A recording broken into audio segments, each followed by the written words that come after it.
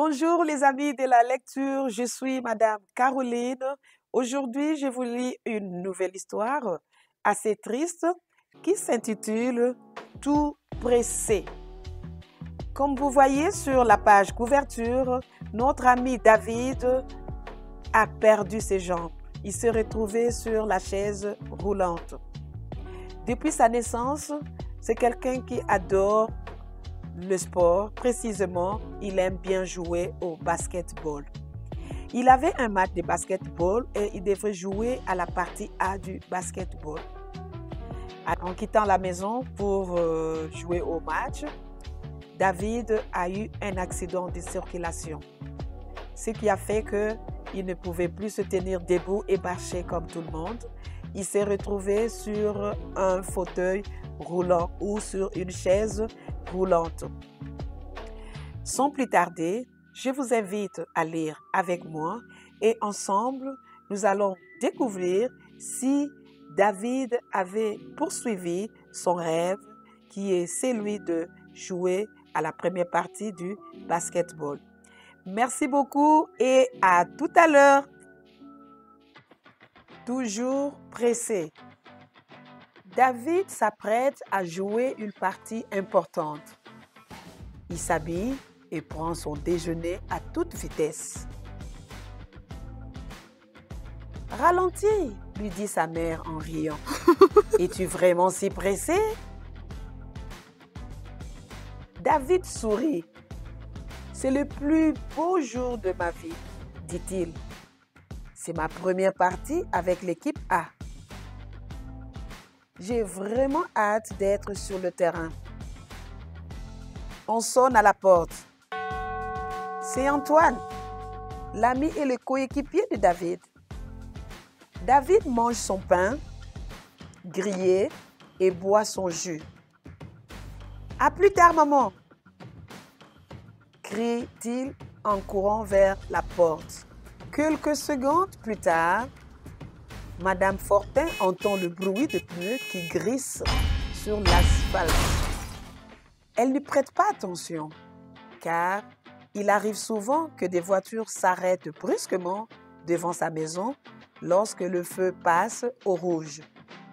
Mais la porte d'entrée s'ouvre à toute volée. C'est Antoine. Il a les larmes aux yeux et peut à peine parler. Il montre la porte du doigt. C'est David, bégaye-t-il. Une automobile l'a renversé. Madame Fortin se précipite vers David. Il est étendu dans une position bizarre. Ses jambes sont toutes tordues. Il est inconscient. À leur arrivée, les ambulanciers l'allongent sur une civière et l'emmènent à l'hôpital. David a de la chance d'être encore vivant. Il est resté dans le coma pendant 6 semaines et il a passé presque 1 an à l'hôpital. Tout le haut de son corps est en parfaite condition. Son cerveau est intact et ses bras sont très forts, mais ses jambes, trop gravement blessées, ne peuvent plus le soutenir. Il devra passer le restant de sa vie dans un fauteuil roulant. Peu après le retour de David à la maison, Antoine lui rend visite. « Que veux-tu faire ?» demande Antoine. « Prends le ballon, dit David, d'un ton enjoué en roulant vers la porte. Faisons des paniers. » Avant son accident, David était toujours pressé, mais depuis l'accident, c'est encore pire, comme un robot déréglé. Il entre et sort de la salle de bain à toute allure, roule dans le couloir, va du réfrigérateur à la table, puis passe la porte en coup de vent. Il roule toujours à pleine vitesse. « Ralentis !» lui dit sa mère en riant. « Tu déplaces plus d'air qu'une tornade. Tu m'étourdis. » L'accident a changé beaucoup de choses dans la vie de David, mais beaucoup d'autres sont restés pareils. David ne peut plus courir, ni sauter, ni faire de l'escalade, mais il peut encore lancer le ballon, nager, jouer des tours à ses amis et soulever des poids. Mais ce qui compte davantage pour David, c'est qu'il peut encore jouer au basket. Il joue en position arrière dans l'équipe C de la ligne des Cowboys sur roue. Tu es très doué, lui a dit l'entraîneur, mais tu peux faire mieux. Travaille tes lancers, renforce tes épaules, améliore ta forme. Tu pourrais être un champion si tu voulais. David travaille ses lancers pendant des heures. Il fait rouler son fauteuil sur des kilomètres et soulève des poids pour renforcer les muscles de ses bras.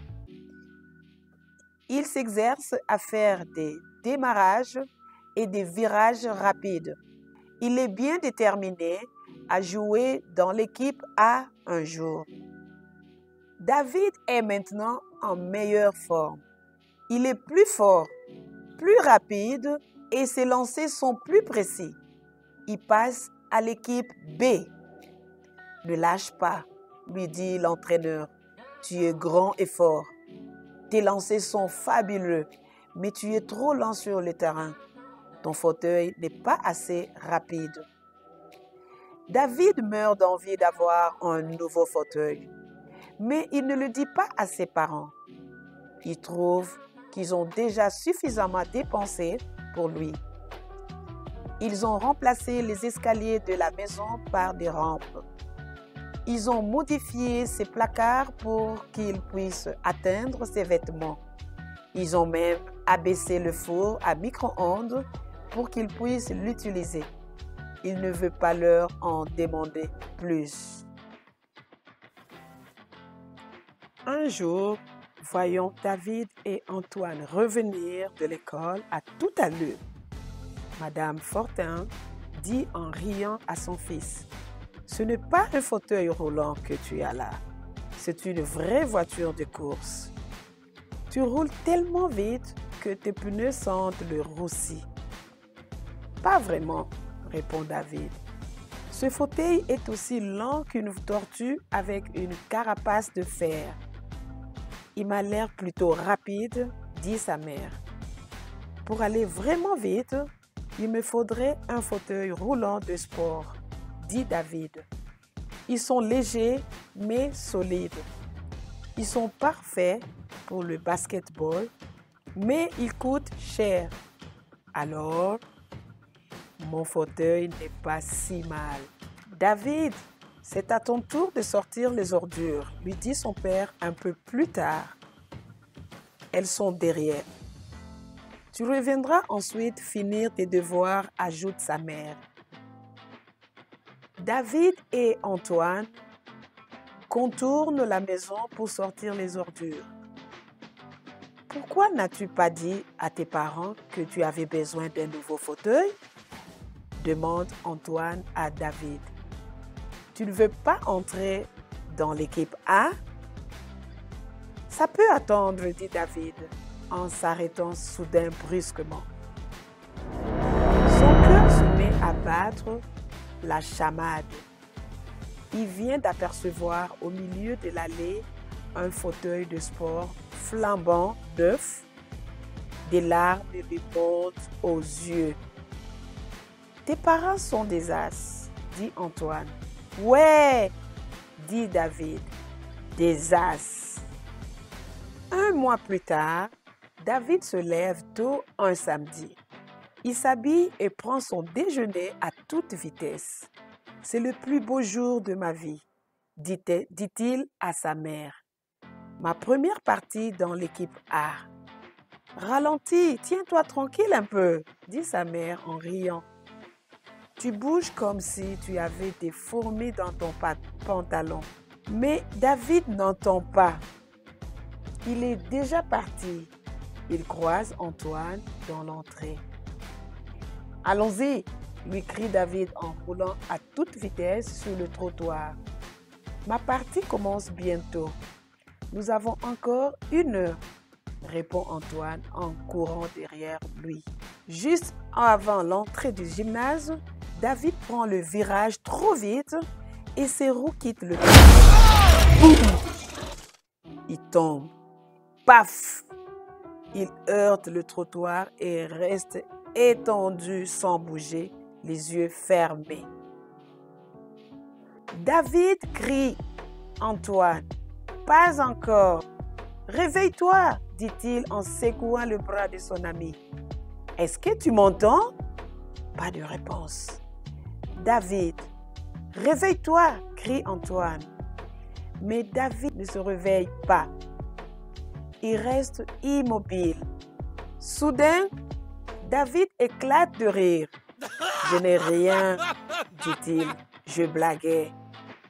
Tu m'as fait peur, dit Antoine en riant lui aussi. Il relève le fauteuil roulant et son ami remonte dessus. David remercie Antoine et lui fait un grand sourire avant de se précipiter vers le gymnase. Dépêche-toi, dit David en riant. Pourquoi es-tu toujours aussi lent? Merci beaucoup, chers amis de la lecture. Voilà que nous venons de terminer notre histoire dans Toujours pressé.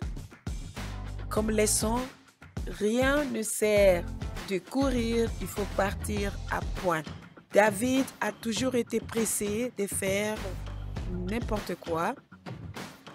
Mais voilà, quand on fait quelque chose, si on veut bien la faire, on doit prendre son temps et le faire bien. C'est pourquoi on n'a toujours pas besoin de courir, d'être trop pressé pour atteindre un but, même si on est content, même si on a hâte de réaliser quelque chose. On a besoin d'aller lentement mais sûrement. Merci beaucoup et à très bientôt. Au revoir.